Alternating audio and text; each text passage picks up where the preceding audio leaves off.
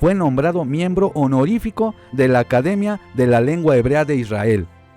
Está Jacob pensando que él sabe más que alguien que fue catalogado como miembro honorífico por la Academia de la Lengua Hebrea de Israel y más recientemente en el año 2010 obtuvo el premio Samuel Toledano a la obra de toda una vida en el campo del hebraísmo internacional. ¿Me estás diciendo, Jacob, que tú vas a saber más que un filólogo? Obviamente que el verbo cum sí significa levantar, pero entendiendo los conceptos de los antiguos semitas y entendiendo el contexto mesiánico, por ejemplo el contexto de Oseas 2.6, el contexto de Isaías 26.19 y cosas que vamos a ver más adelante, claramente está hablando de resurrección, que estaba citando. Y ojo, ojo, que les voy a poner incluso links de páginas sefardíes que reconocen a esta persona que estoy diciendo como un excelente hebraísta, a Ángel Sainz Vadillos. Esto está, por ejemplo, en la página El Sefarat. Noticias de la misma Biblia, sí, nos dice, obviamente uno a leer y el contexto, podemos ver que está hablando de resurrección, aparte de que lo confirman los apóstoles en el Nuevo Testamento, confirman justamente lo que estamos diciendo. Aparte de eso, filólogos y expertos en prehistoria confirman que la palabra makom y el verbo cum también es entendido como levantar en el sentido de resucitar. Así es que después de 2 días, al tercer día nos resucitará. Cum, aquí donde dice resucitará, a la mejor cepa. Lava en vino su ropa, en sangre de uvas su manto. Vamos conectando puntos, ¿no? Porque dices, ok, por allá dice que se va a levantar. Aquí dice que su manto tiene, voy a leer. Y en cuanto a ti, por la sangre del pacto que hice contigo, pondré en libertad a tus prisioneros de la cisterna. 14 dice que él sube con el anciano de días en nubes, que también es lenguaje de juicio lo de nubes, pero está en los cielos con Dios. Si eso no lo hace divino, desde que yo abrí mi canal y el primero en venir a comentar, el primero fue justamente Jacob de Filosofía Judía, queriéndome corregir sobre la palabra olam. Luego, con el tiempo, también vino Yohanan de Punto Breslev. Ellos se escudan diciendo, ay, es que nos persiguen, ustedes quieren siempre debatir con nosotros. No, espérate, ustedes son los que vinieron a mi canal primero. Por eso es que después yo lo etiqueté para un debate y yo quería hacer un debate. Ojo, esa fue su condición. O sea, yo no voy a tu canal como moderador y también mostrando pantalla. Dice que no le gusta, pero hace unos días acaba de debatir con un católico justo como moderador. Repito, no estoy diciendo que hoy en día no haya un remanente por ahí, o que no estoy diciendo eso, o no estoy diciendo que según el Nuevo Testamento solamente los israelitas de primer siglo son los que podían ser creyentes. No, israelitas, gentiles y el mensaje de Yeshua, como él dijo, bendito aquel que cree sin ver. O sea, se sigue expandiendo el mensaje de Yeshua. Lo único que estoy diciendo es que sí podemos ver evidencias bíblicas de que en primer siglo había israelitas de todas las naciones. Número 2, ellos vivían en paz, porque Zacarías capítulo 9 dice que el Mesías hablará paz. No dice que todo el mundo sentirá esa paz, dice que hablará paz.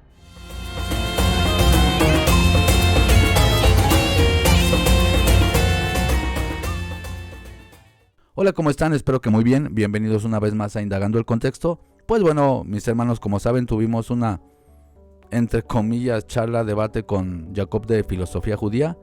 Hago este video porque pienso que es necesario que se sepa la verdad de lo que hubo detrás de ese, entre comillas, debate. Y digo entre comillas porque este hombre jugó sucio, honestamente. Y no es que no me esperara que jugara sucio, pero jugó más sucio de lo que pensaba. Quiero dejar claro las cosas porque los que conocen el canal saben que siempre trato de, por supuesto, atacar los argumentos, no a las personas. Algo que quiero que quede claro es que por mi parte, cuando invité a Jacob, no lo hice ni insultándolo, ni mucho menos. También quiero que quede constancia. Hace muchos meses, él junto con Magister Levi, él fue el que dice que por mí con gusto, quizá así el público despierte de una vez por todas y vean cómo el anfitrión de esta página simplemente les muestra fuentes a medias mal citadas y claramente no sabe hebreo. Y esto fue hace meses en mi canal. Yo, desde que abrí mi canal y el primero en venir a comentar, el primero fue justamente Jacob de Filosofía Judía, queriéndome corregir sobre la palabra olam. Luego, con el tiempo, también vino Yohanan de Breslev. Ellos se escudan diciendo, ay, es que nos persiguen, ustedes quieren siempre debatir con nosotros. No, espérate, ustedes son los que vinieron a mi canal primero. Por eso es que después yo lo etiqueté para un debate y yo quería hacer un debate. Van a ver, mejor no digo más, voy a leer los mensajes. Aquí está, para que no piense que estos son mensajes de Gmail. Yo le escribí y ojo, aquí está, para que no piensen, miren, pueden tomar una captura de pantalla. Shalom, espero que estés muy bien, te escribo para agradecerte nuevamente por aceptar debatir conmigo sobre temas relacionados con la escritura, en especial sobre la mesianidad de Yeshua, que es el enfoque principal que me gustaría abordar en nuestra conversación. No borré ningún mensaje en YouTube, ya pude encontrar tu correo en Facebook, porque él decía que me mandaba mensajes y que los borraba, cosa que no es verdad.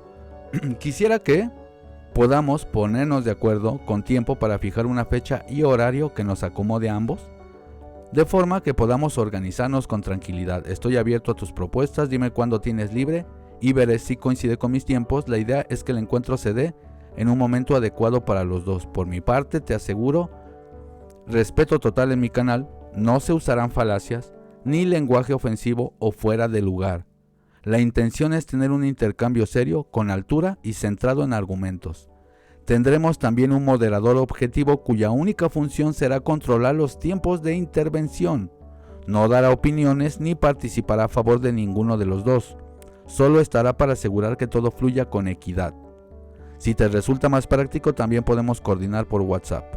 Quedo atento a tus tiempos. De hecho, hay un hermano que se llama Daniel, que debe de estar viendo este video. Yo le dije, oye, ¿quieres ser moderador? Porque él es muy bueno moderando. Y me dijo, sí, claro que sí.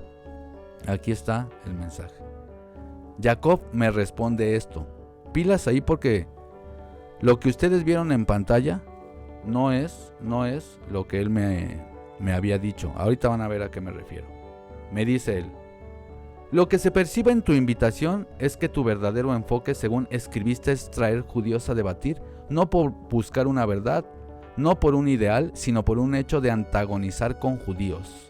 Tanto así que si la gente, y pone entre comillas, sabe de judíos que estén dispuestos a debatir, pides que te avisen. Lo que buscas en tus propias palabras es a judíos, no un diálogo, sino a judíos con quien puedas lanzar cualquier argumento que te sepas. Yo propongo que hagamos un diálogo tal y como hiciste con Yohanan de Breslev. Eso de andar mostrando PowerPoints en debates me parece incluso desleal. Desde ahí, de hecho, yo le comenté a un hermano, está raro. ¿Cómo que desleal? ¿Por qué? Si estamos mostrando evidencias. Dice, me parece desleal o estar poniendo tiempos en cronómetro con un moderador traído por ti para retraer la argumentación, etc. Así no debatimos los judíos. Nosotros somos más dinámicos y cuando debatimos es en el nombre del cielo, no para dar espectáculos al público.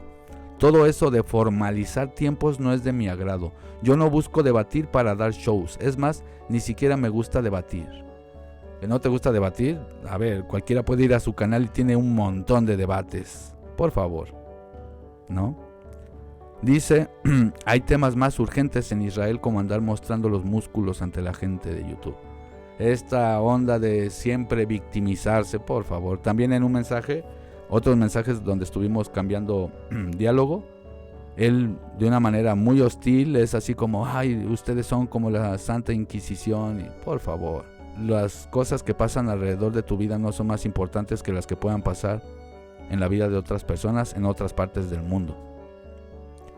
Hagámoslo sin moderador en tu canal si gustas, para que sientas que tienes el control del contexto. Dialogamos de forma dinámica y realmente si estás en una tónica de respeto, etc. O sea, él me dice que si yo estoy en una tónica de respeto, fíjense. No hay motivo para que rechaces el formato que yo te propongo, esa es mi condición. Ojo, esa fue su condición. O sea, yo no voy a tu canal con moderador y también mostrando pantalla. Dice que no le gusta, pero hace unos días acaba de debatir con un católico, justo con moderador. Y más de 2 horas. Y a mí me restringió el tiempo. Dice, yo le respondo, Saludos Jacob, está bien, acepto esta charla sin moderador, solo pido que dejemos que se exponga adecuadamente el argumento que expongamos. Atención a lo que estoy diciendo. Porque yo dije, no me vaya a salir con que interrumpe, con que no deja hablar. Yo por eso lo quería hacer como moderador. Yo le pido que dejemos que se exponga adecuadamente el argumento que expongamos, pues obviamente yo voy a mostrar evidencias de lo que se esté sustentando. No quiero que piense el público que mis argumentos son solo opiniones mías nada más. Tengo que mostrar evidencias de lo que afirmo, pues el debate es para edificación de la gente. Fíjate, Jacob, que no quiero mostrar músculos, solamente quiero dar evidencias al público de que Yeshua sí cumple con aquellas promesas del Tanaj. Tú también podrás mostrar lo que tú desees o gustes y lo que defiendas o argumentes sin problemas. Eso sí, tratemos de no encimarnos en la charla, se lo digo yo. Atención, sino que dejemos que el otro exponga tranquilamente su argumento, porque por ejemplo, Yohanan brincaba de un tema a otro sin llevar una línea organizada. Quiero pensar que tú te manejas de otra manera en un debate. Yo sí voy a mostrar evidencias desde el texto hebreo y otras cosas que sean necesarias conforme pase la charla. Y me responde, como ya te escribí, no voy a participar en un show. Encerrando monólogos, fíjense. A punta de PowerPoint, bajo cronómetro y peor aún con un referee que te dé la palabra. Eso es para gente que no sabe escuchar y te lo digo como alguien que desde niño se le enseña a discutir. Si esperas que el formato sea ese, no cuentes conmigo y si quieres puedes ir a tu público, sacarte otra publicación de que nadie quiso debatir contigo para mostrarte triunfante ante los judíos. Es parte de ganar vistas. Pero yo no estoy para esas porque a mí no me interesa este espectáculo en el que buscas polemizar. ¿No te interesa? Tú fuiste el que hace meses dijiste que querías debatir. Tú eres el que venías a mi canal. En cambio, si lo que buscas es explicar tu creencia y buscar otros nuevos ángulos, quizás yo podría señalarte, tú basándote en tus estudios del tema, estudios que no voy a desprestigiar. Atención, es lo primero que hizo. Lo vamos a ver más adelante. Pone entre paréntesis, estudios que no voy a desprestigiar y por ende no necesito que me pongas PowerPoints para escuchar un argumento. Jacob, seamos honestos, tú hablas hebreo pero tú no eres filólogo. Así como tú y yo hablamos español, eso no nos hace lingüistas de la lengua española ni vamos a poder leer o traducir. Pero al revés, hagamos al revés. Déjame hablar, hablar. Jacob, me estás pidiendo evidencias y apenas estoy arrancando y me interrumpes. Pero déjame interactuar con tu evidencia supuesta. ¿Tú eres filólogo? No, pero mi maestro no y consulté. Yo no soy, escúchame, yo no soy filólogo, pero el doctor Ángel José Zamora López del Departamento de Estudios del Próximo Oriente Antiguo. No me importa quién es él, no me importa. Bueno, tú sabes si no te importa, pues por favor. No me importa, no me interesa. ¿Tú hablas hebreo? ¿Y eso qué tiene que ver? ¿Tú hablas griego? Yo no hablo en griego, pero tú me preguntas. Pero bien que estudias el Nuevo Testamento, por favor. No, por favor. Por eso yo no afirmo nada del Nuevo Testamento en este momento. ¿No afirmas nada? Si te la pasas afirmando cosas del Nuevo Testamento y no hablas griego. Ricardo, cálmate, estás muy emocionado.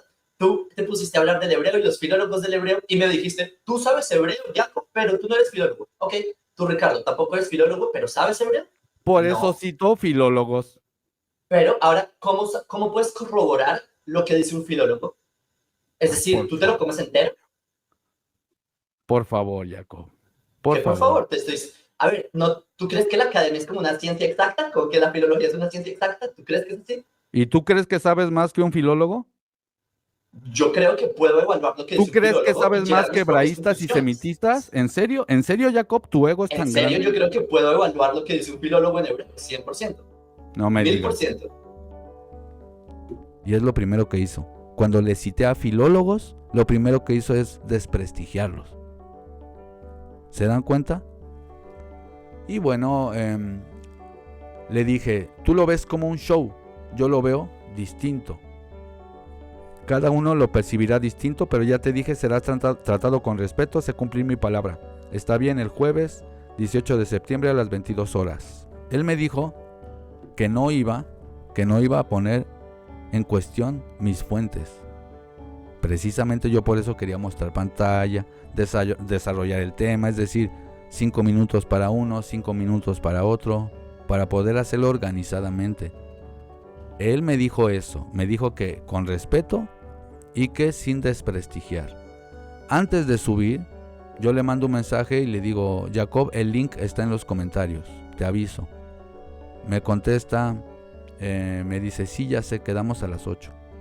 Cuando sube, todavía lo saludo, porque cada quien da lo que tiene en su corazón, ¿verdad? El hecho que no me caiga para nada bien, no quiere decir que no iba a cumplir mi palabra de tratarlo bien. Cuando sube, esto no lo vieron ustedes, esto es atrás de pantalla, todavía lo saludo, le digo, hola Jacob, ¿cómo estás? Buen día. No me dice nada, nada más se rascaba la cabeza y le hacía así. Y yo, podemos probar sonido porque escucho un rebote. Deliberadamente no usó micrófono, no sé si se dieron cuenta, deliberadamente. Se oía mal el audio, ciertamente yo también tuve fallas de internet, pero eso está fuera de mis manos. Le dije que se escuchaba mal, no le importó.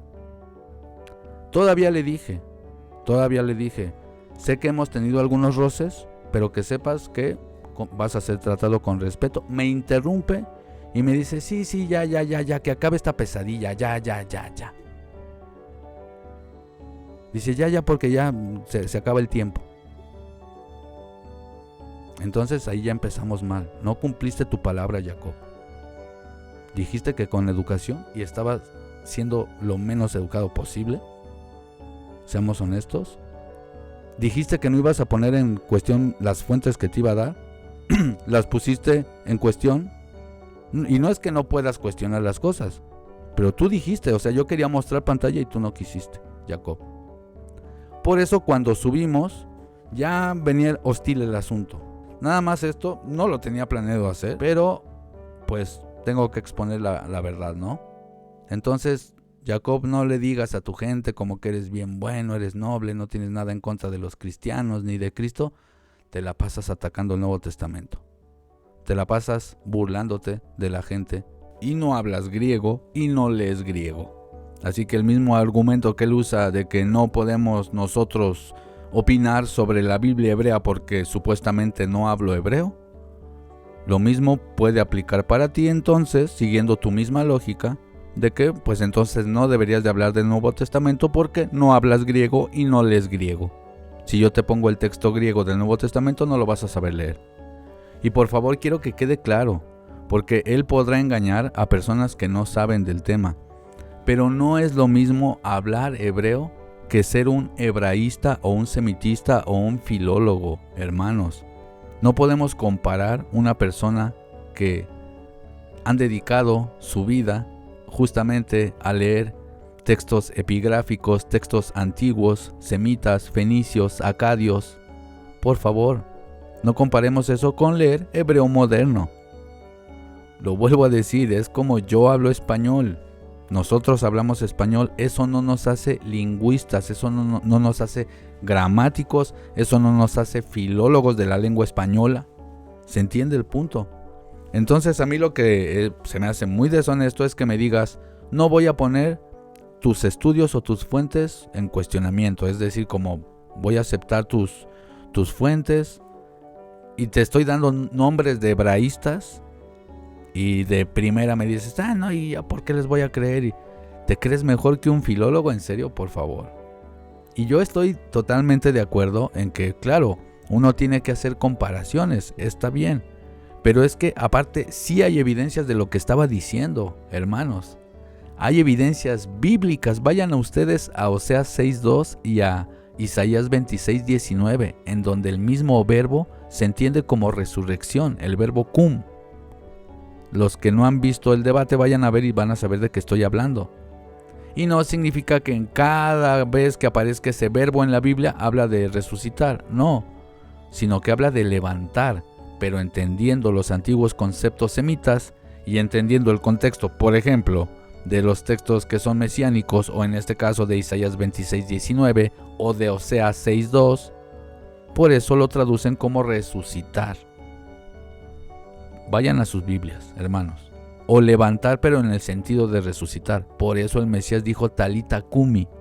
Está usando el mismo verbo, talita cumi. Y también en Amos 9:11 es el mismo verbo cuando dice que levantará la azúcar caída de David. Cosa que él se burló cuando le pregunté, pues ¿tenía una azúcar David o qué?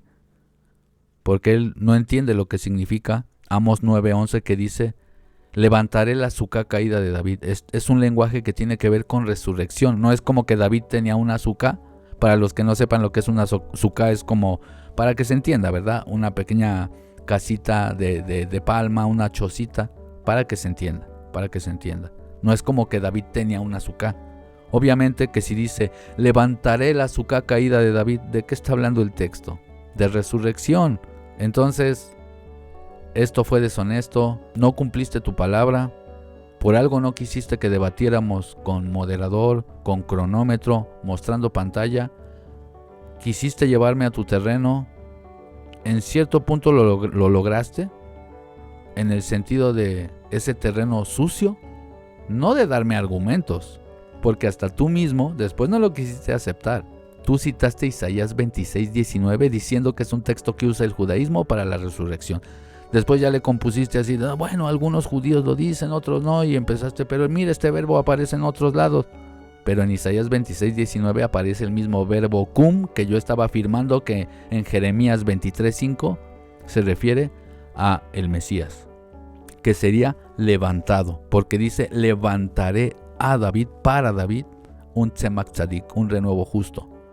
Y es el mismo verbo que vemos en Isaías 26:19. Y es el mismo verbo que según estos epigrafistas que te cité, semitistas, esta gente experta en el tema, ellos también argumentan que se entienden esos versículos así. Porque para los antiguos la palabra Macom, que deriva de la palabra cum, tiene que ver de hecho con la muerte y la resurrección de la divinidad. De hecho, ese tema para otra ocasión. Muy interesante. Porque el Macom, que también traducen como lugar, o sea, un Macom es un lugar, sí, pero para los antiguos, el Macom también tenía que ver con un lugar donde se sacrificaba al animal en representación de muerte y de resurrección.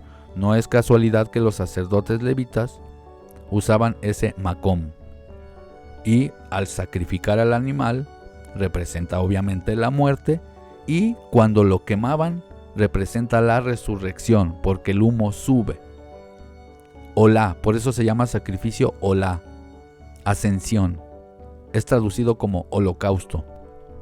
Ya después vamos a dar unas enseñanzas más profundas de esto, pero por ahora quiero que quede claro, yo estaba citando hebraístas, estaba citando filólogos, quise citar, ni siquiera me dejó. Y bueno, para que se queden tranquilos, hermanos, para que se queden tranquilos, les voy a dar el currículum de los filólogos que yo ayer estaba citando. Decía Jacob, ¿no quieres que los busquemos para que no descubramos quiénes son? Les voy a dejar el link en los comentarios para que ustedes vayan a leer lo que voy a leer. Yo estaba citando a hebraístas, filólogos, expertos que también hablan hebreo, pero que no solo eso, sino que son semitistas, hebraístas. Y también estaba citando a un experto en prehistoria, hablando de arqueología. Al que yo estaba citando respecto al verbo cum y todo este tema del Macom, que tiene que ver, vamos a ver más adelante, se los voy a explicar más a detalle, es José Ángel Zamora López, que es especialista en las culturas antiguas del Levante Próximo Oriental y en su influencia y expansión mediterráneas. Estudia su historia y cultura durante la Edad de Bronce y del Hierro a través, sobre todo, de sus fuentes epigráficas. Es licenciado en Geografía e Historia por la Universidad de Zaragoza en la especialidad de Ciencias de la Antigüedad. Obtuvo por la misma el grado de Historia Antigua y el doctorado en Filosofía y Letras. Cursó estudios predoctorales y postdoctorales de alta especialización en lenguas, culturas e historia del Próximo Oriente Antiguo en el Instituto de Filología de Madrid. Fue becario predoctoral y postdoctoral del Ministerio Español de Ciencia y Tecnología y de otras instituciones y programas como la Residencia de Estudiantes de Madrid, el Programa de Europa CAI o la Academia de España en Roma. Tras 3 años de investigación postdoctoral en el Instituto per la Civiltà Fenicia e Púnica, con certificación de trayectoria destacada en el Instituto de Estudios Islámicos del Oriente Próximo, Zaragoza, es científico titular del CSIC desde el 2008 y desde el 2010 en el Instituto de Lenguas y Culturas del Mediterráneo y del Próximo Oriente de Madrid. Entre el 2015 y el 2020 fue responsable del área de Historia Antigua en la Escuela Española de Historia y Arqueología en Roma y desde 2023 es director del Departamento de Estudios del Próximo Oriente Antiguo. Y puedo seguir leyendo aquí mucho más de su currículum. Yo te estaba citando estas personas, no cualquier persona, y tú me vas a decir que sabes más que ellos sobre prehistoria, sobre filología y sobre el sintagma preposicional que vemos en Jeremías 23:5 y que vemos en otros textos. Sobre ese sintagma, que es una preposición más nombre, según la sintaxis de los antiguos semitas, solamente cuando comienza un texto expresa pertenencia. Yo te estaba citando filólogos como, por ejemplo, por si quieres ver sus currículum, puedes ir y buscarlo en internet. Por ejemplo, la doctora María Josep Estanyol, doctora en filología por la Universidad de Barcelona, también el doctor Didinger, también el filólogo Antonio García y Bellido, también Gian Antonio Arri, bibliotecario orientalista y miembro de la Real Academia de Turín, también la filóloga judía Judith Targarona Borrás, y judía también, por la Universidad Complutense de Madrid, profesora en lengua y literatura hebrea, estudios hebreos y arameos, entre otros más. Y sobre lo que te dije, que en el judaísmo rabínico han adoptado no solo de la gramática árabe, no solo han agregado estos conceptos árabes de la gramática, sino que también han adoptado conceptos filosóficos de los árabes, y también tengo evidencias que han adaptado incluso conceptos filosóficos de los griegos. Sobre lo de los árabes, yo te iba a citar varios de los estudiosos que yo traía para el debate. Está el profesor Ángel Sáenz Vadillo, que él es hebraísta, destacado especialista en poesía y filología hebrea medieval y sefardí. Sus campos de estudio fueron la lengua y la literatura de los judíos de la España medieval, en filología y poesía, la historia de la lengua hebrea y la versión griega de la Biblia, Septuaginta, sobre los que publicó casi unos 200 trabajos de investigación, algunos disponibles a través de Dialnet. Muchos de ellos fueron en colaboración con su esposa, la también profesora de hebreo judía, Judith Targarona Borrás. En varios de sus trabajos, por ejemplo, en la traducción del tomo 2 del Antiguo Testamento interlineal hebreo-español, libros históricos, y algunos de sus artículos fueron recogidos en la lengua y literatura de los judíos del andaluz. Edición 2015, al cuidado de José Martínez Delgado. La revista miscelánea de estudios árabes y hebreos, sección hebreo, de la que fue director. Dedicó 2 números a su memoria. Y bueno, aquí da las fechas, 2010 y 2011. En el año 2005, atención, fue nombrado miembro honorífico de la Academia de la Lengua Hebrea de Israel. Está Jacob pensando que él sabe más que alguien que fue catalogado como miembro honorífico por la Academia de la Lengua Hebrea de Israel, y más recientemente en el año 2010 obtuvo el premio Samuel Toledano a la obra de toda una vida en el campo del hebraísmo internacional. ¿Me estás diciendo, Jacob, que tú vas a saber más que un filólogo? Solo porque dices, no, pero mira, en otros textos aparece el mismo verbo y no significa resucitar. Eso es ser muy simplista. Obviamente que el verbo cum sí significa levantar, pero entendiendo los conceptos de los antiguos semitas y entendiendo el contexto mesiánico, por ejemplo el contexto de Oseas 2.6, el contexto de Isaías 26.19 y cosas que vamos a ver más adelante, claramente está hablando de resurrección. porque el Macom era un altar en donde se sacrificaban animales. En Tiro, atención a esto, que representaban la muerte y la resurrección de la divinidad, de hecho. Más adelante vamos a ver todo eso más a detalle. Por ahora solo les estoy dando las evidencias de que las personas que yo estaba citando no eran cualquier hijo de vecina.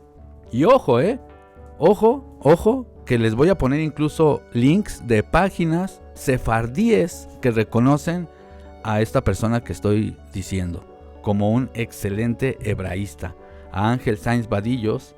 Esto está, por ejemplo, en la página Sefarat, Noticias del Mundo Sefardí. Dice, esta misma página judía obtuvo el grado de doctor en filología bíblica trilingüe por la Universidad Complutense, en donde fue profesor desde 1970 al 75. Ese año obtuvo la cátedra de hebreo de la Universidad de Granada y desde 1978 a 1982 fue el decano de su Facultad de Filosofía y Letras y director del Departamento de Hebreo. Desde 1988 hasta su jubilación fue catedrático de hebreo de la Complutense.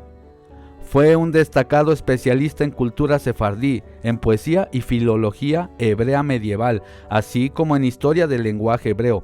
Fruto de su investigación ha sido la publicación de más de 30 libros, entre los que cabe destacar su Historia de la lengua hebrea, editado en inglés por Cambridge University Press. Desde 2005 era miembro honorario de la Academia de Hebreo con sede en Israel. Miembro honorario. Y tú, Jacob, me vas a decir que nada más porque hablas hebreo y porque eres rabino, te dieron un título de rabino, tú vas a saber más que un semitista de esta categoría. Es hasta arrogante pensar eso. Y la otra persona que estaba citando es un experto en prehistoria por la Universidad de Sevilla, del Departamento de Prehistoria y Arqueología, José Luis Escacena Carrasco. Pueden buscarlo, voy a dejar los links en los comentarios. Iba a citar más filólogos, no nada más ese, más filólogos. Así es que aparte de que la misma Biblia sí nos dice, obviamente uno al leer y el contexto podemos ver que está hablando de resurrección, aparte de que lo confirman los apóstoles en el Nuevo Testamento, confirman justamente lo que estamos diciendo.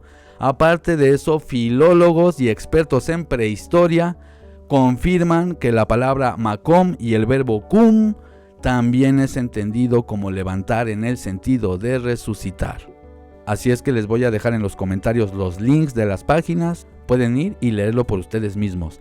Hermanos, cuando nosotros estamos dando evidencia de algo, es porque tenemos fuertes bases para asegurar lo que estamos diciendo. Así como yo no soy filólogo ni hebraísta, al menos me hubiera gustado que él citara otros filólogos que dijeran algo contrario. ¿Sabes qué? Mira, tú piensas esto porque los filólogos que tú citas dicen esto, pero mira, yo conozco otros filólogos que citan esto, pero no. Es tan arrogante de decir que él casi que es un filólogo, un experto hebraísta, solo porque habla hebreo. Imagínense si así fuera el tema, cualquier persona en Israel, cualquier persona sería filólogo porque habla hebreo. Bueno, filólogo de la lengua hebrea. O sea, básicamente podrías agarrar a cualquier persona en Israel y te puede entender y traducir los textos de la Torah sin ningún problema, porque habla hebreo. Claro que no entiende el contexto cultural de la época de los antiguos semitas, no saben leer fenicio, no saben leer acadio, no saben leer todas esas lenguas antiguas de donde deriva el hebreo. Y para poder entender el hebreo bíblico, obviamente que un experto justamente en esos textos antiguos va a saber muchísimo más que cualquier persona que habla hebreo. Es así de sencillo, hermanos. El hecho que alguien hable hebreo sí le da una cierta ventaja en que sabe cómo funcionan de alguna manera los verbos, los sustantivos, la estructura gramatical, pero hasta ahí. Puede darle alguna pequeña ventaja, pero eso no lo hace filólogo. Y no puedes descalificar así porque sí a una persona simplemente porque quieres quedar bien con el público. Yo te di evidencias de estos expertos y no solo eso, internas de la Biblia, evidencias internas en donde el verbo cum sí se utiliza para resucitar.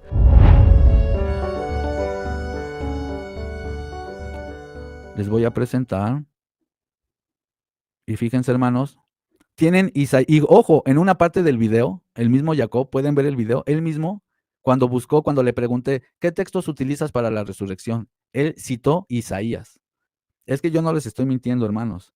En Isaías 26:19 dice, tus muertos vivirán, sus cadáveres resucitarán, despierten y canten, moradores del polvo. Entonces dice que aquí resucitarán.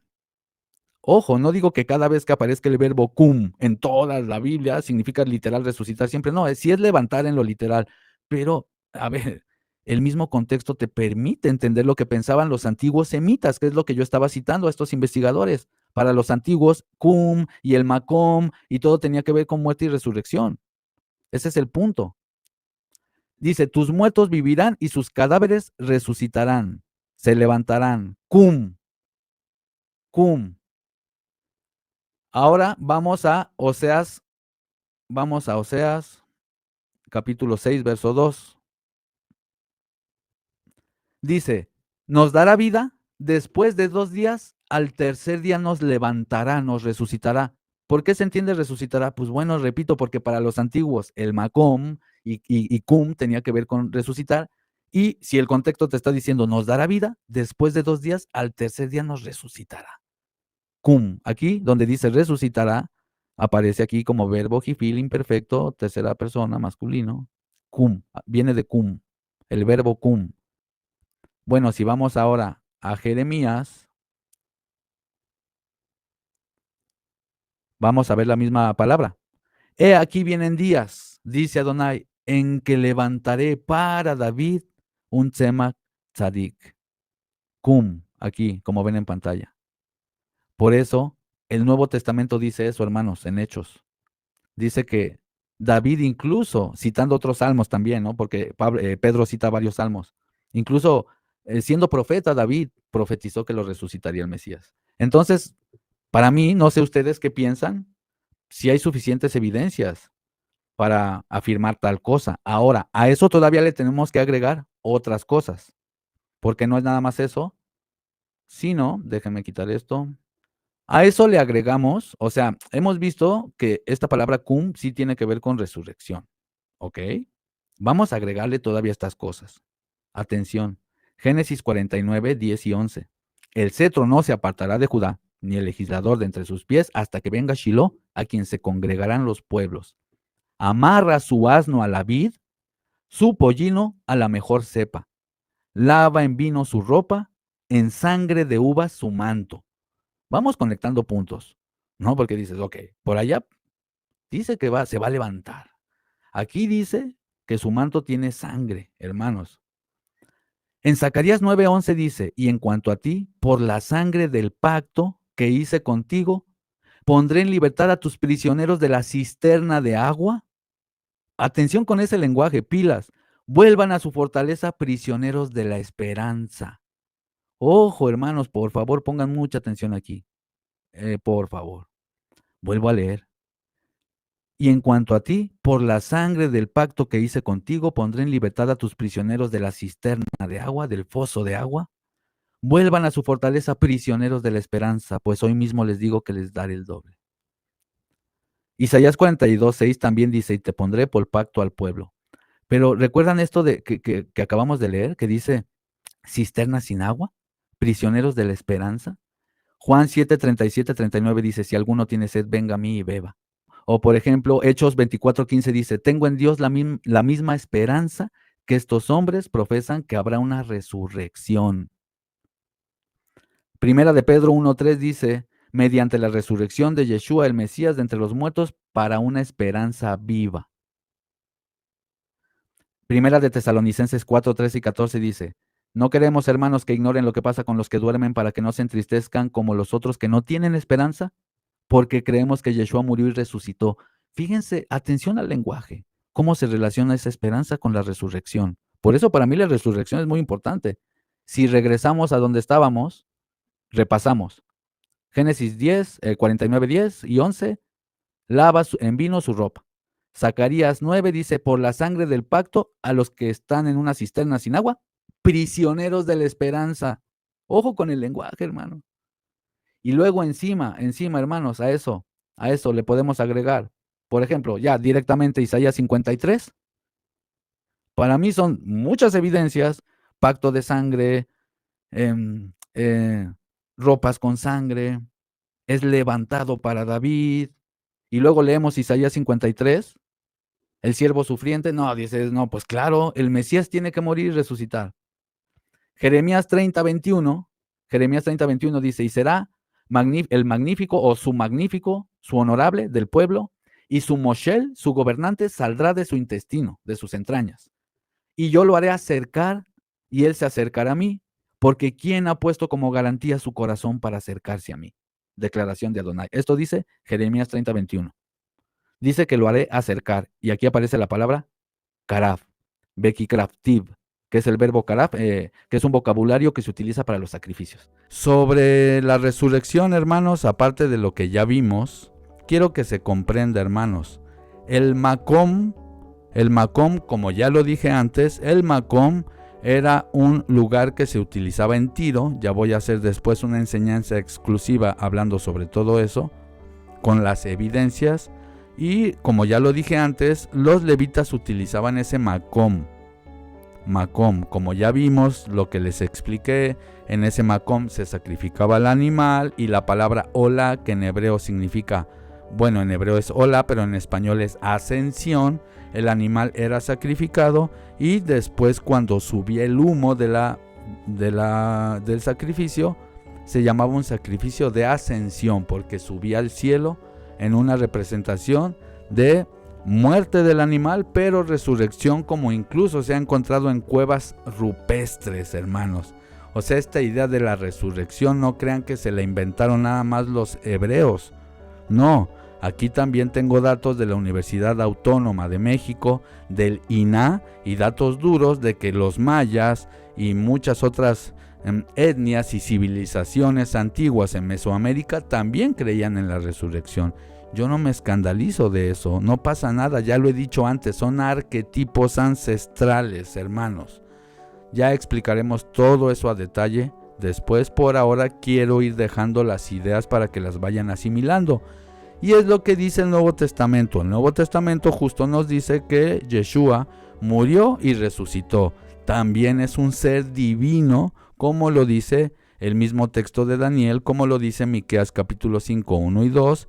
Y bueno, al final de cuentas, estos animales que eran sacrificados por los levitas representaban la muerte y la resurrección. Por eso vemos que a Yeshua se le compara con un cordero, se le compara con el chivo de Yom Kippur, se le compara con la vaca roja, porque son conceptos antiguos en donde en la mente de los antiguos del Mediterráneo oriental y occidental, ellos sí tenían en la mente la idea de que vendría un Salvador y los rescataría del Sheol. Todo esto se ha encontrado en muchas evidencias arqueológicas, y bueno, al final de cuentas voy a ir mostrando después, repito, en otros estudios las evidencias. Pero claro, si alguien no las quiere aceptar, pues bueno, ¿qué puede uno hacer? Si alguien dice, ¿y cómo sabes? ¿Tú fuiste a comprobar si es verdad? Pues entonces, si nos ponemos así, yo puedo decir lo mismo de cualquier cosa. Si alguien me dice, no, pues Rabí Akiva dijo esto, o lo dijo tal rabino Maimónides, y yo puedo decir, ¿y cómo sabes que existió? ¿Tú lo viste? ¿Tienes filmaciones de él? Entonces, a lo mejor es solo un mito, ni siquiera existió Rabí Akiva, a lo mejor ni siquiera existió Maimónides, ni siquiera existió Rashi, no existió nadie. Porque tú los has visto, los conoces, hablaste con ellos, no, ¿verdad? Entonces, ¿cómo sabes que lo que dicen es verdad? ¿Me explico? O sea, no nos podemos poner en ese plan. Si se nos están dando evidencias, hay que aceptarlas, mis hermanos. Entonces, lo vuelvo a dejar claro, el verbo cum sí significa resurrección cuando lo estás leyendo en un contexto mesiánico, o un contexto que tiene que ver justamente con estos eventos futuros que esperaban los profetas que esperaba Moisés y los levitas, y todo este contexto semítico antiguo que vemos escrito en la Biblia, y que después los apóstoles, después ellos claramente siendo semitas, también Yeshua, y entendiendo estos conceptos antiguos ancestrales, ellos al leer la Biblia hebrea, al leer el Tanaj, al leer los Salmos, al leer muchos textos, interpretaban de acuerdo a su cosmovisión antigua. Hermanos, no es que le estaban copiando a los romanos, no es que le estaban copiando a los griegos, ni mucho menos. Ellos estaban hablando de conceptos muy ancestrales de muerte y resurrección, incluso de la divinidad. Así es que eso, mis hermanos, sobre la resurrección. Y bueno, sobre el contexto de Jeremías 23, que en serio que yo intentaba explicar las cosas, pero llegó un punto en que tengo que ser honesto, sí, ya estaba yo un poquito fuera de mis casillas, porque no me dejaba hablar, no dejaba expresar, y así es difícil, así es difícil. Ahora con tranquilidad, les voy a explicar, hermanos, fíjense. Tenemos Jeremías 23 y vamos a leer desde el 1. Ay de los pastores que descarrían y dispersan al rebaño de mi pastizal, oráculo del soberano. Por eso, así dice el Señor, Dios de Israel, acerca de los pastores que apacientan a mi pueblo. Ustedes dispersaron a mi rebaño, lo expulsaron y no se han preocupado de él. Pues bien, yo les voy a pedir cuentas de sus malas acciones, oráculo del Señor, palabra del Señor. Y yo mismo reuniré al resto de mis ovejas de todos los países por donde las dispersé y las haré volver a su pastizal, donde fructificarán y se multiplicarán. Les pondré pastores que las apacienten, ya no tendrán miedo, no se espantarán ni faltará ninguna. Palabra del Señor. Y ya lo que sigue, ¿no? Vienen días, dice Adonai, en que levantaré para David un Tzemach Tzadik. Vamos punto por punto. Yo no estoy diciendo, ojo, que quede claro, que todos los creyentes, o todo el remanente absolutamente ya fue elegido por Dios y ya no quedan más. No, ese no es el punto. El punto es que sí podemos ver registros de los que eran parte del remanente de las tribus de Israel en primer siglo. Y sí podemos ver que ellos fructificaban y se multiplicaban también. Porque, ojo, hermanos, a la luz de Cristo, a la luz de Yeshua, nosotros entendemos las cosas diferente a como lo entienden otras personas. ¿Qué dice el Nuevo Testamento sobre llevar frutos, hermanos? Sobre fructificar. ¿Qué es lo que nos dice el Nuevo Testamento? ¿Cuál es el fruto, hermanos, según el Nuevo Testamento? ¿Y acaso no se multiplicaban los discípulos?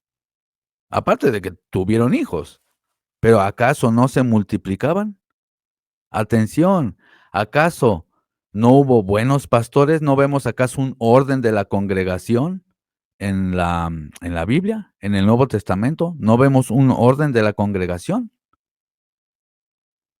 Ahora, dice que ese remanente, porque el contexto siempre es el remanente, no todos.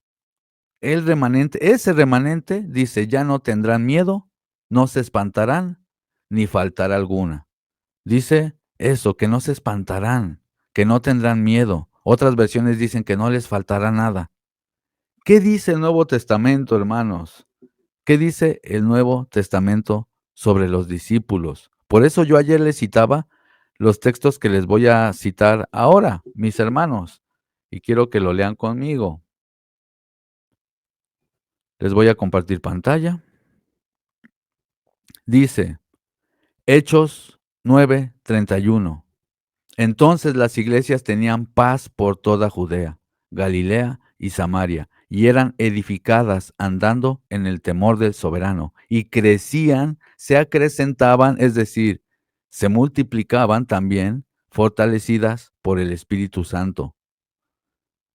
Puedo leer, por ejemplo, Hechos 15:32, y Judas y Silas también ellos eran profetas y hablando palabra de ánimo y confirmando a los hermanos, se volvieron a Jerusalén en paz. Hechos 15:33, pero los hermanos los enviaron con saludos hasta los apóstoles y se volvieron con gran gozo y en paz del Espíritu Santo. Colosenses, y que la paz de Dios gobierne en sus corazones, a la que asimismos fueron llamados en un solo cuerpo y sean agradecidos. No solo eso, hermanos, podemos ver otros textos. Por ejemplo, estos se los leo, los tengo a la mano. Lucas 22:35, y les dijo, cuando los envié sin bolsa y sin alforja y sin calzado, ¿les faltó algo?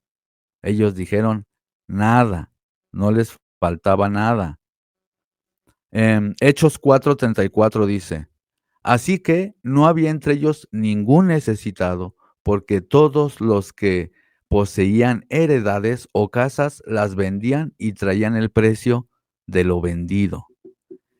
Podemos ver más textos donde los que eran parte del remanente en primer siglo, y ahorita vamos a ver las evidencias de que sí había israelitas de todas las naciones en primer siglo.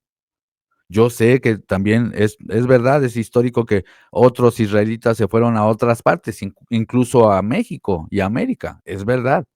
Hay muchas, muchas pistas históricas de que hubo mucha migración hebrea, pero es innegable que hay evidencias dentro de la misma Biblia hebrea, dentro del Tanaj y en el Nuevo Testamento de que en primer siglo sí estaban israelitas de todas las tribus en primer siglo. Eso es bíblico.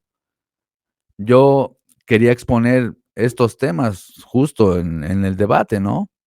A lo mejor no exponerlo tan largo como lo estoy haciendo ahora, pero quería leer estos textos, pero pues no me dejaba. Ahora, fíjense mis hermanos, atención. Les presento aquí pantalla. Listo. Fíjense mis hermanos. ¿Qué dice? Atención, atención. Por ejemplo, Mateo 9:36 dice, al ver a las multitudes, tuvo compasión de ellas, porque estaban agobiadas y desamparadas como ovejas sin pastor. ¿Recuerdan el lenguaje de Jeremías 23? Mateo 10:5 y 6 dice, a estos 12 envió Jesús con las siguientes instrucciones. No vayan entre los gentiles ni entren en ningún pueblo de los samaritanos, sino vayan a las ovejas descarriadas. Ojo con estas versiones, del pueblo de Israel. Perdidas, pero no perdidas en el sentido de que literal no se sabía dónde estaban. Ya para primer siglo sí se sabía dónde estaban las tribus o la gente sabía de qué tribu era. Aparte de que otras sí se fueron más lejos, ¿no? Pero sí vemos un remanente en el primer siglo. Atención. Y alguien puede decir, ¿por qué Jesús dijo no vayan entre los gentiles ni entren en ningún pueblo de los samaritanos? Bueno, eso lo vamos a dejar para otra enseñanza, porque básicamente el primero tenía que morir y resucitar, y entonces sí es cuando los manda a todas las naciones, porque se cumple la promesa de que en la simiente de Abraham serían benditas las naciones de la tierra. Lo dice Hechos capítulo 13, versículos 32 y 33. O sea, tenía que morir el Mesías. Por eso van a ver en mismo Mateo que ya resucitado el Mesías, sí los manda a predicar a todas las naciones. Pero antes, no. Porque tenía que morir y resucitar para que se cumpliera la promesa.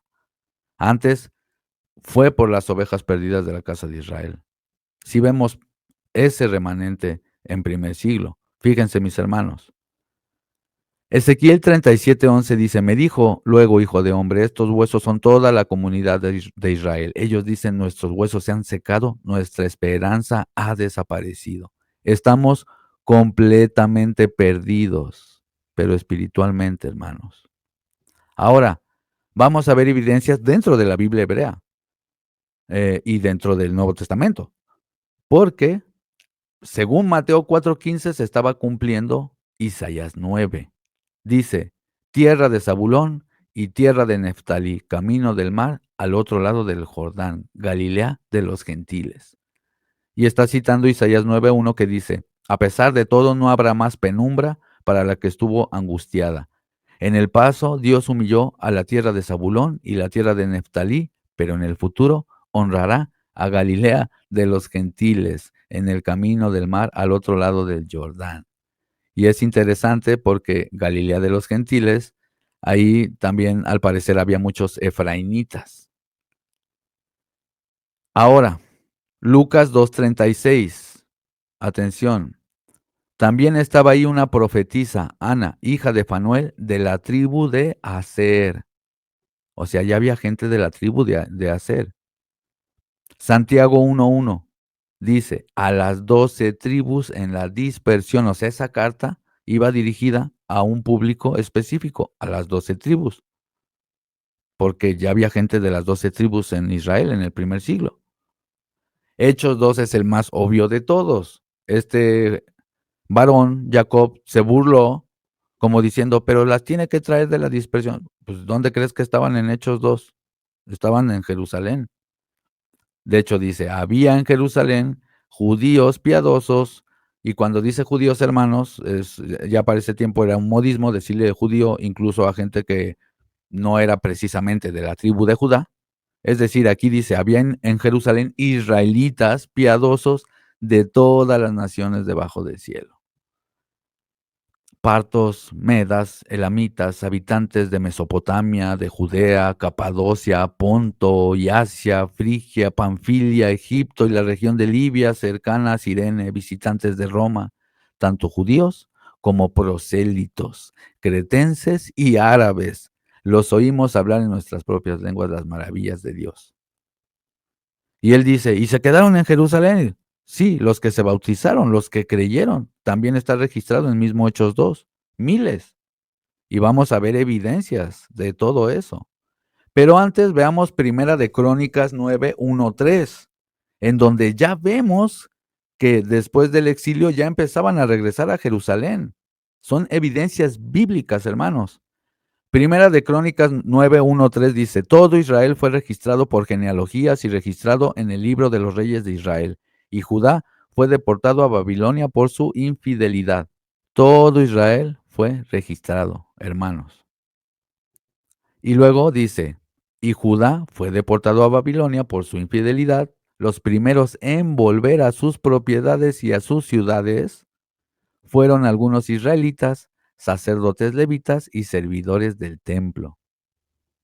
Ojo, en Jerusalén vivieron los descendientes de Judá, de Benjamín, de Efraín y Manasés. Hermanos, lo está diciendo Crónicas. En Jerusalén vivieron de los descendientes de Judá, de Benjamín, de Efraín, que recordemos es pues la casa de Israel, y Manasés. Esdras capítulo 2, verso 70 dice, los sacerdotes, los levitas, los cantores, los porteros y los servidores del templo, junto con algunos del pueblo, se establecieron en sus propias ciudades. Todo el resto de Israel se estableció en sus propias ciudades. Hermanos, estas son evidencias bíblicas. Ahora fíjense, si vemos a levitas y a hijos de David y a gente de todas las tribus creyendo en Yeshua en el primer siglo, pero solo el remanente, no todos. Atención. Hechos 6:7 dice, y crecía la palabra del Señor y el número de los discípulos se multiplicaba grandemente en Jerusalén. También muchos de los sacerdotes obedecían la fe. Levitas. Hechos 2:41, los que recibieron su palabra fueron bautizados y se añadieron aquel día como 3,000 personas. Hechos 4:4, pero muchos de los que habían oído la palabra creyeron y el número de los hombres llegó como a 5,000. Hechos 21:20, cuando oyeron esto glorificaron a Dios y dijeron, mira hermano, cuántos miles de judíos israelitas han creído y todos celosos de la Torá y también de la casa de Judá.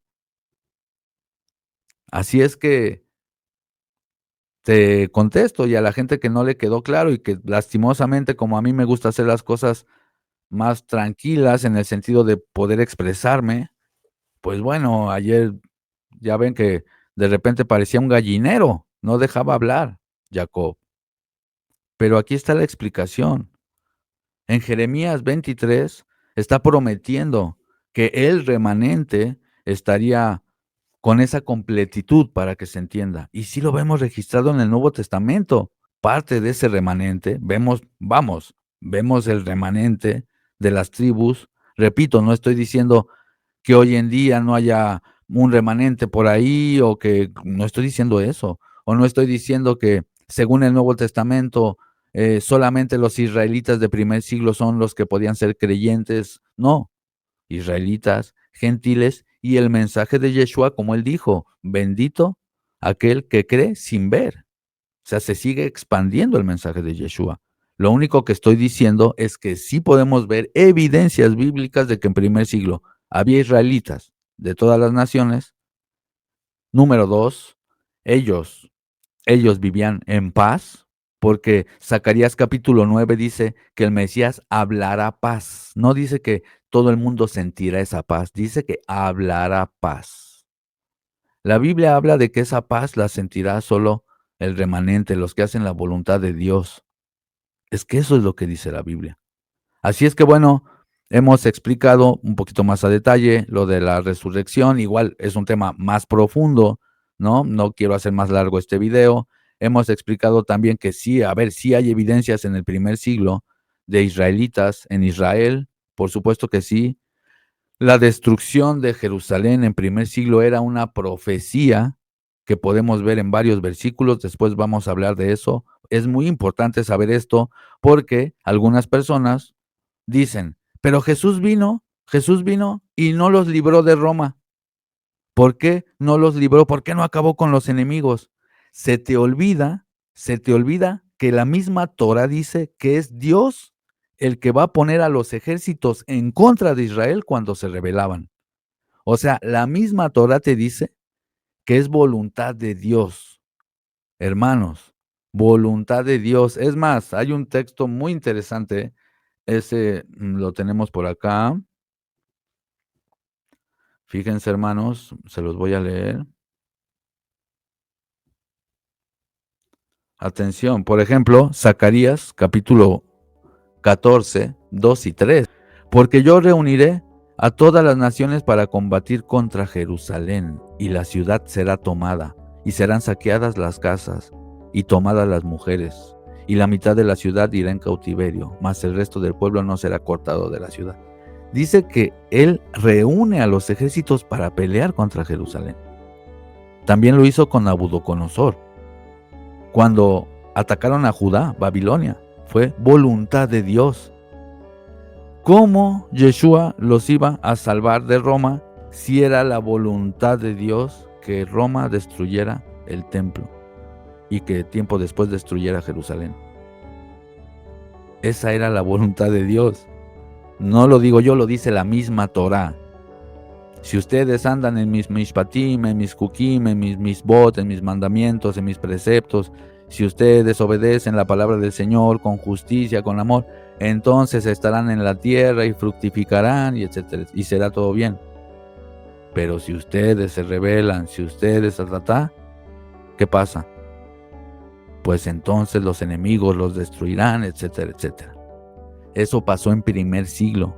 Yeshua vino básicamente a rescatarlos de la ira de Dios. O sea, Yeshua vino a rescatarte del juicio de Dios. Es lo que la gente no entiende. Dicen como que sí, ¿no? Como Jesús puede ser el Mesías. Como si él no vino a salvar al pueblo, si Roma destruyó Jerusalén. Espérate, ¿que no todo es voluntad de Hashem?